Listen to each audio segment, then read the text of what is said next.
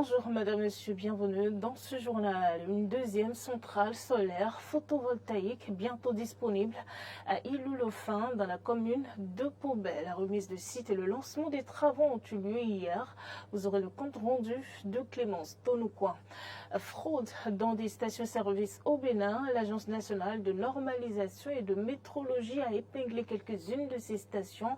Vous aurez l'avis de certains citoyens sur le sujet. Puis, alors que le droit à l'avortement est encore difficile d'accès en France, des milliers de personnes ont manifesté lors de la journée mondiale du droit à l'avortement pour sa législation.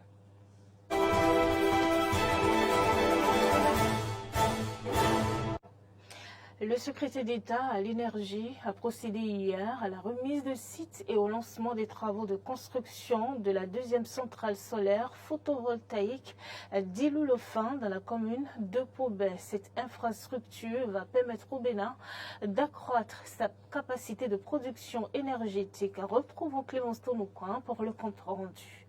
Le gouvernement poursuit ainsi sa marche vers la décarbonation de l'énergie électrique consommée au Bénin. À travers la construction de cette deuxième centrale solaire photovoltaïque de 25 MW complémentaires, c'est la capacité de production énergétique nationale qui se trouve augmentée. Le maire de Pobet se réjouit du fait que sa commune soit une source d'énergie renouvelable, contribuant ainsi au développement économique du Bénin. Nous sommes honorés d'être une source de lumière pour le Bénin et la sous-région. À l'occasion, le directeur général de la Société béninoise de production d'électricité SBPE a réitéré son engagement à assurer la mission qui lui est confiée depuis 2020, celle de relever le défi de la disponibilité d'électricité de façon fiable, moins coûteuse et respectueuse de l'environnement. La SBPE, pour atteindre ses objectifs, s'emploie à développer une stratégie d'accroissement de ses capacités de production dans le respect des enjeux climatiques, notamment celle de réduire considérablement l'intensité carbone de l'électricité distribuée au Bénin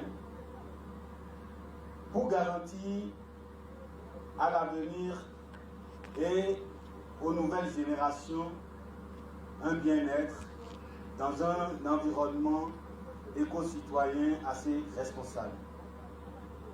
Avec l'assurance d'avoir l'appui des populations et des autorités à divers niveaux, nous voudrions en ce moment prendre l'engagement du respect des délais et de la qualité de l'infrastructure qui sera délivrée dans une quinzaine de mois. Profitant de la présence du secrétaire d'État à l'énergie, le préfet du plateau a formulé des doléances. Je voudrais formuler le vœu de voir véritablement démarrer les différents projets importants d'extension du courant électrique dans le reste de nos localités et précisément dans le chef-lieu du département. En procédant à la remise officielle du site et au lancement des travaux, le secrétaire d'État à l'énergie, Édouard Dahomey, a rappelé l'engagement du gouvernement à se doter d'une plus grande indépendance énergétique. Il parle des exigences auxquelles vont répondre les travaux. La qualité des ouvrages, le respect du délai et le contenu local. D'un coût global de 19 milliards 22 millions 753 000 francs CFA, le projet est financé et soutenu par le gouvernement japonais. La crise au Niger a jeté un coup de froid sur les relations entre le Niger et le Bénin. Quand une sortie de crise pour une normalisation des relations existantes entre les deux pays, le porte-parole du gouvernement, Wilfried Léandre Rungwidji, a apporté des clarifications à cette préoccupation des Béninois au terme du compte rendu du Conseil des ministres de ce mardi. À titre individuel, le Bénin a toujours eu des relations particulièrement chaleureuses avec le peuple frère du Niger. Il n'y avait aucune ombre sur le tableau des relations bilatérales entre le Bénin et le Niger. Et puis, vous pouvez, en circulant, voir le nombre de ressortissants nigériens qui vivent au Bénin dans la paix et dans la quiétude, comme de l'autre côté, vous pouvez voir aussi nos compatriotes qui sont établis dans ce pays pour apprécier la qualité des relations entre le Bénin et le Niger. il se fait que cette actualité que vous évoquez, que nous vivons tous, est davantage une actualité communautaire plutôt que bilatérale. Et le Bénin, qui entend assumer sa position sur la scène régionale, continentale et internationale, doit se comporter aussi en tant que tel, un État responsable. Ce qui fait que, oui, la situation perdure depuis 2 mois, mais nous n'avons pas perdu espoir quant à sa résolution. Et c'est la raison pour laquelle, d'ailleurs, notre pays, le Bénin, avec d'autres au sein de la communauté, travaille aujourd'hui activement à une résolution rapide de cette crise-là, afin que les relations se normalisent. Je suis convaincu que dans votre quartier, même lorsque vous livrez une partie de football entre copains, vous n'apprécierez jamais qu'un de vos coéquipiers se saisisse de la balle et vous fasse un autogol, sous prétexte que vous êtes en difficulté ou bien que vous avez déjà marqué beaucoup de buts et qu'il peut permettre à l'adversaire d'en mettre. Je suis sûr que vous n'accepteriez pas ça. Je suis sûr que vous comprendriez d'autant moins que les guépards soient en train de jouer et que l'un d'eux se saisisse de la balle, se retourne contre son gardien et tire dans le but. Vous allez crier à la trahison, au manque de responsabilité. Or, s'il y a quelque chose qui caractérise de plus en plus notre pays, c'est ce sens de responsabilité. Et encore une fois, ça n'est pas une question personnelle pour le Bénin. Vous voyez donc que pour ceux qui se demandent pourquoi le président Talon ne se démarque pas de la CEDEAO, pourquoi il ne fait pas une déclaration pour dire que le Bénin ne s'y reconnaît plus, tant que nous sommes membres de la CEDEAO, le sens de responsabilité appelle à une certaine conduite, une certaine attitude. Et la solution, c'est ce qui est en cours, c'est la recherche d'une sortie de crise qui satisfasse tout le monde. Et nous sommes à pied d'œuvre avec d'autres pour le faire, comme je vous l'ai dit. Et si demain, pour vous convaincre définitivement de ce que ça n'est pas une question bilatérale, si demain, dans 24 heures, dans 1 semaine, dans 2 semaines, dans 5 jours, la CEDEAO arrive à trouver une solution avec le Niger, soyez rassurés que les instants d'après, tout ce qui doit être fait par le Bénin sera fait. Et à partir de ce moment-là, nous avons bon espoir que les relations reviendront au beau fixe comme elles l'avaient toujours été avant cette situation déplorable. L'approvisionnement en essence à la pompe devrait constituer pour le consommateur une double garantie. La garantie de la qualité du produit et celle de la justesse dans la quantité. Mais il se fait que la deuxième garantie n'est pas assurée dans toutes les stations-service. Entre le cadran qui vous indique la quantité que vous souhaitez prendre et celle qui vous est servie, il y a parfois un grand fossé. Eden TV s'est intéressé au phénomène à travers ce reportage de Clémence Tounoucoin. La cherté et la rareté de l'essence vendue aux abords des voies a entraîné une affluence dans les stations-service. Malheureusement, parmi ces stations-service, il y en a qui trichent avec la quantité d'essence servie aux clients. Le jeu consiste simplement à remplir vos réservoirs d'air en lieu et place du liquide inflammable. Une victime de cette fraude nous raconte sa mésaventure. Moi, j'ai été victime de ça. Je me suis approvisionné vers l'aéroport. J'ai pris de l'essence pour 1500. Or, d'habitude, si je prends pour 1000 francs, ça peut me tenir pour 2 jours. Mais à ma grande surprise, la même distance que j'ai faite, j'ai eu à faire, mais j'ai constaté que c'était fini. Je ne sais pas comment ça s'est passé, mais j'ai pris ça comme ça. J'étais choqué et j'étais surpris. Mais qu'est-ce que je peux dire? Puisque l'élément est déjà vendu, je ne peux plus retourner pour faire plainte. Quelles sont les preuves? Je n'avais pas les preuves, donc j'ai pris ça sportivement comme ça. Ils sont certainement des milliers de clients à faire les frais de ce comportement de certains pompistes sans s'en rendre compte. À défaut d'un système de contrôle de la quantité servie, certains laissent Dame Nature s'occuper du jugement. J'entends parler des gens comme ça disant que chaque fois les stations nous grillent. Mais en réalité, moi, je n'ai jamais fait le constat parce que quoi? On m'approvisionne pour le montant que je veux. Maintenant, je n'ai pas un appareil maintenant pour tester réellement que la quantité que j'ai envie de d'approvisionner est insuffisant ou pas, je ne saurais le dire. Moi je me dis, ça n'engage que lui. C'est qu'une fois que moi je suis venu à la station de mon plein crédit, vends-moi du carburant pour tel montant. Et lui, il juge bon de diminuer comme il veut.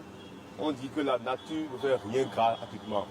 Ce qui est sûr, il prend moi tout ce que moi j'ai comme machin avec lui, lui il ne sait pas. Ce que moi je sais et je fais, c'est que si j'ai ma moto et que quand je paye tel montant de carburant, ça vient à tel niveau. Forcément, quand je dis vendez-moi tel montant que ça ne vient pas là, je dis qu'il y a un problème. Moi je leur dis, mettez la pompe un peu en haut, que je puisse voir si ça sort réellement. Suite à de nombreuses plaintes des consommateurs, les responsables de l'Agence nationale de normalisation, de métrologie et du contrôle de qualité ANM se sont déployés sur le terrain pour des contrôles et vérifications de la quantité du carburant servi aux consommateurs. Ces descentes ont d'ailleurs permis d'épingler et de mettre sous scellé les stations qui trichent. À l'occasion de l'une de ces descentes, le directeur de l'agence a invité les consommateurs à la prudence et à vérifier la conformité des instruments. Mais beaucoup ignorent encore ce mode de contrôle. Je ne suis pas informé des astuces pour vérifier. Sinon, si j'étais informé, j'allais déjà procéder par ces astuces-là. Voilà. Et il faut aussi que si les stations peuvent disposer d'une mesurette, si on met l'essence, on peut vérifier nous-mêmes parce qu'on ne sait pas ce qu'on nous sert dans nos réservoirs en fait. On lit juste ce qui est affiché. Or que bon, en temps, chez les bonnes dames, tu sais que c'est voilà le litre dans ta main. En réalité, moi je ne connais pas ces astuces. Sinon, si je connaissais ces astuces, moi-même, j'allais faire l'expérience. Je ne maîtrise pas quelle station est, qui en a ou pas. Et moi, je demanderais si cette agence-là peut nous faire citer une liste des stations qui sont en normes, là où c'est situé. Là, nous, consommateurs, ça peut vraiment nous aider à nous référer par rapport aux stations en étant vraiment à l'aise. Parce que c'est de l'argent qu'on souffre et on gagne. Et c'est inadmissible qu'on vient avec notre du labeur payer du carburant et on nous vole. Ce n'est pas bien. La vérification consiste à regarder les instruments qui sont porteurs de la vignette verte et de l'année en cours afin de s'assurer que l'ANM a vérifié et que les instruments sont conformes. En dehors du Bénin au Niger, la junte en colère après les propos polémiques sur le pays de Vincent Crouzet, un ex-agent secret français. Regardez. Notre ambassadeur et notre contingent n'étant plus otages au Niger, en quelque sorte, dans cette position de Fort Alamo, nous aurons peut-être plus de latitude pour monter des opérations de déstabilisation, cette fois-ci plus clandestines. Ces mots ont suscité la colère du régime militaire issu du coup d'État au Niger. Les propos de l'ex-agent des services de renseignement français ont été perçus comme une atteinte à la souveraineté et à la sécurité du pays. En outre, le régime militaire a considéré la déclaration de Vincent Crouzet comme une menace pour la stabilité du pays. Le gouvernement de la République du Niger et le Conseil national pour la sauvegarde de la patrie dénoncent avec force les déclarations abjectes tenues le 25 septembre 2023 sur la chaîne de télévision française LCI par un ex-agent des services de renseignement français évoquant des opérations de déstabilisation clandestine au Niger. De telles menaces voilées à l'encontre de la souveraineté et de la sécurité de notre pays sont intolérables. Le Niger ne saura accepter ces plans machiavéliques visant à attenter à la stabilité de la nation. À l'occasion de la journée mondiale du droit à l'avortement, le 28 septembre dernier, de nombreux Français sont descendus dans les rues. Ils demandent d'inscrire la liberté d'avortement dans la Constitution française, alors que l'avortement est souvent difficile d'accès dans le pays. Le 28 septembre, on célèbre la journée mondiale du droit à l'avortement. À Paris, des centaines de personnes ont manifesté à cette occasion. Les manifestants ont réclamé l'inscription du droit à l'avortement dans la Constitution. Ceci avait été promis par Emmanuel Macron début mars, mais n'a toujours pas été acté. Emmanuel Macron a annoncé que dans une réforme de la Constitution, il allait constitutionnaliser l'avortement, mais ça fait des mois et nous on attend toujours que ça se passe. Donc on continue de le dire, il faut constitutionnaliser l'avortement, c'est hyper important et ça protège un droit qui est fondamental pour les femmes. Actuellement, le droit à l'avortement est reconnu dans une loi ordinaire, mais ne figure pas encore dans la Constitution. Selon les défenseurs de la réforme, l'inscription du droit dans la Constitution compliquerait toute tentative du législateur de supprimer ce droit et d'y porter gravement atteinte. Emmanuel Macron avait annoncé en mars la présentation du projet de réforme dans les prochains mois et avait déclaré vouloir assurer l'irréversibilité de ce droit. Et je veux aujourd'hui que la force de ce message nous aide à changer notre Constitution, afin d'y graver la liberté des femmes à recourir à l'interruption volontaire de grossesse, pour assurer solennellement que rien ne pourra entraver ou défaire ce qui sera ainsi irréversible, pour adresser aussi un message universel de solidarité à toutes les femmes qui voient aujourd'hui cette liberté bafouée. Mais la force motrice de l'initiative est la régression de ce droit dans plusieurs pays, notamment aux États-Unis, en Pologne et en Hongrie. Aux États-Unis, l'arrêt garantissant le droit d'avorter sur tout le territoire a été annulé l'année dernière. Cette décision renvoie à chaque État la décision d'autoriser ou non l'avortement sur son territoire. Le 28 septembre, c'est la journée internationale pour défendre le droit à l'avortement, donc c'est important de descendre dans la rue. Pourquoi? Parce qu'on subit des attaques, mine de rien. On nous dit sans cesse, mais non, l'avortement n'est pas menacé en France. Oui, peut-être, mais enfin, il y a quand même des CIVG qui ferment des maternités de proximité. Il y a tout d'un coup des pénuries de pilules abortives. Il y a des survivants qui collent des stickers sur les Vélib au mois de juin dernier contre l'avortement. Ils sont toujours là. D'ailleurs, ils distillent des trucs faux sur les sites internet pour torpiller le droit à l'avortement, etc., etc. C'est important d'être là. Nos droits ont été tous gagnés par les femmes dans le passé. Elles se sont battues pour les avoir et on va se battre pour les garder. Près de 9 Français sur 10 sont favorables à l'inscription du droit à l'avortement dans la Constitution, selon un sondage de l'Institut français d'opinion publique de l'année dernière. Les derniers chiffres officiels montrent la hausse des recours à l'avortement en France en 2022, soit plus de 230 000 cas, un record des 30 dernières années. Merci, madame, monsieur, d'avoir suivi cette édition du journal. C'est déjà la fin. Retrouvez-moi à 19h pour l'édition du soir.